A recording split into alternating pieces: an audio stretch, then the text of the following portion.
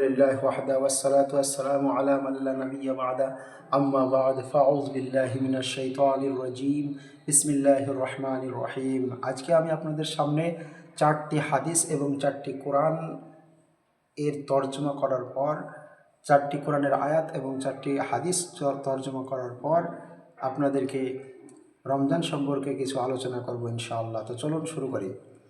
আল্লাহ রাব্বুল আলামিন তিনি বলেন,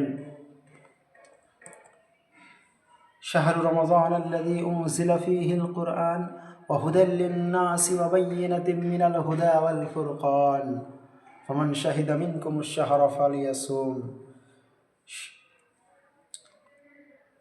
রমজান মাস যে মাসে কোরআন নাজিল হয়েছে, যা মানুষের জন্য হিদায়াত, যে এই মাসে উপনীত হবে সেই যেন রমজান মাসের সিয়াম পালন করে।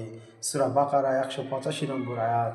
আল্লাহ রাব্বুল আলামিন আরো বলেন, ইয়া আইয়ুহাল্লাযীনা আমানু কুতিবা আলাইকুমুস সিয়ামু কামা কুতিবা আলাল্লাযীনা মিন ক্বাবলিকুম লাআল্লাকুম তাত্তাকুন। হে ঈমানদারগণেরা, তোমাদের প্রতি রোজাকে ফরজ করা হয়েছে যেমনভাবে ফরজ করা হয়েছিল তোমাদের পূর্ববর্তী কওমদের উপর, যেন তোমরা তাকওয়া অর্জন করতে পারো, সংযমশীল হতে পারো। আল্লাহ রাব্বুল আলামিন আরো অন্য আয়াতে বলছেন, আস-সাওমু লি ওয়া আনা আজজি বিহি।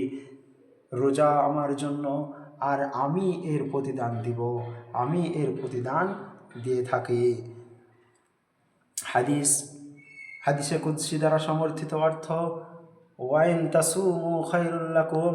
যদি তোমরা রোজা রাখো তাহলে তোমাদের জন্য এটা উত্তম হবে।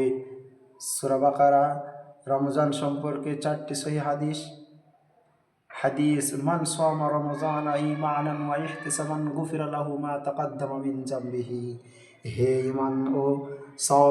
যে ঈমান ও সওয়াবের আশায় রমজানের রোজা রাখবে, তার আগের গুনাহ মাফ হয়ে যায়। বুখারী ও মুসলিম।